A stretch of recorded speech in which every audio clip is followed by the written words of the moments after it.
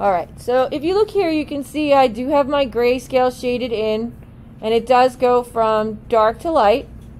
Okay, and you get that by putting the different pressures on your pencil.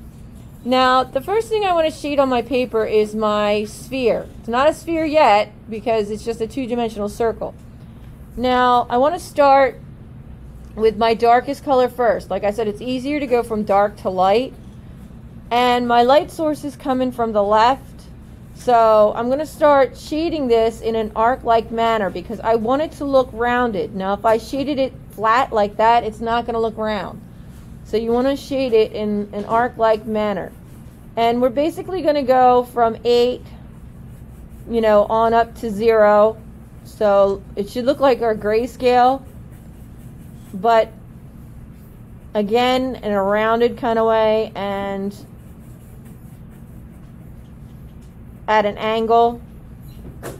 And I'm going to gradually, if you want more pressure on your pencil, you're going to slide your hand down on it. That way you can get it nice and dark.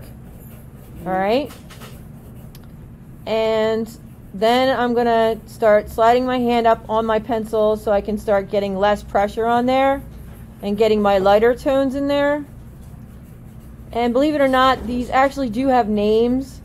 So back here would be my shadow, and here would be my half shadow. Then it goes from tone to highlight. Highlight is where the light is hitting the object, so we're going to have a white spot on there. So we're going to leave that white because that's where the light is directly hitting the object. Now the only thing that's going to be a 9 is called an accent. And that's going to be the only thing that's going to be the number 9. It's where the two objects meet. So like if this was sitting on a table, okay, that is the only thing that's really going to be a 9. All right.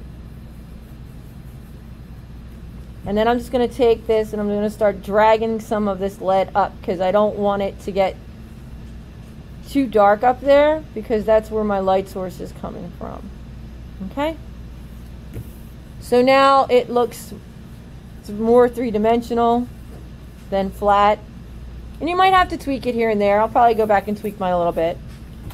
But the only thing that's going to be a number 9, like I said, is called the accent. And that's going to be this little part underneath. Now when you go to shade the cast shadow, you're going to shade that flat.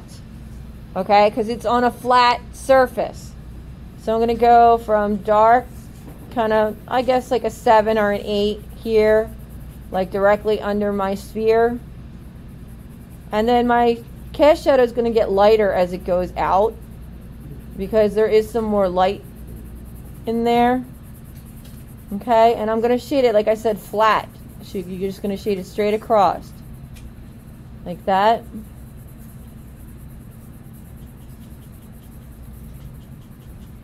Like that. Okay.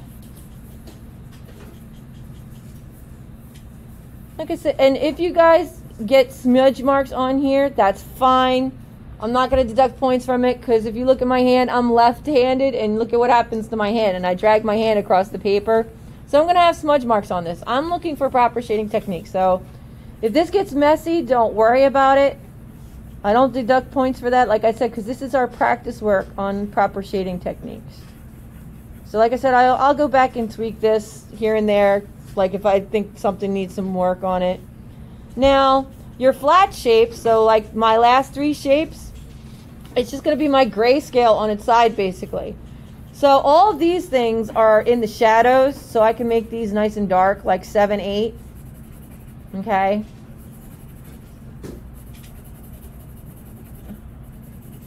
So all your shapes are going to be like that. So they're going to be dark on that side. My accent on here would just be where this line is. You want to make that nice and dark. Okay? And then, again, with your cast shadow, it's going to be dark and gradually go out light.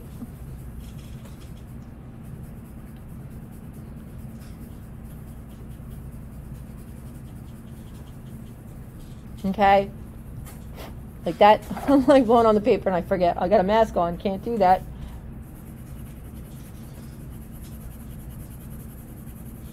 Okay, like that.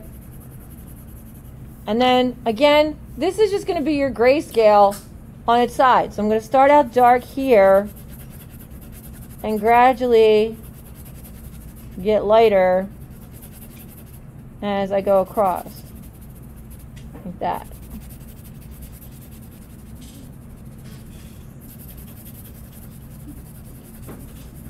And if you go outside of the square, that's fine. You can just always go back and erase it.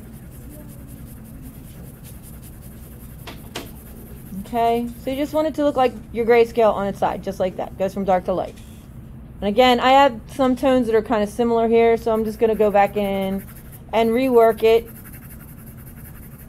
till I get it how I want it. I'm going to go over my corners on my shape just so I can define that a little bit better.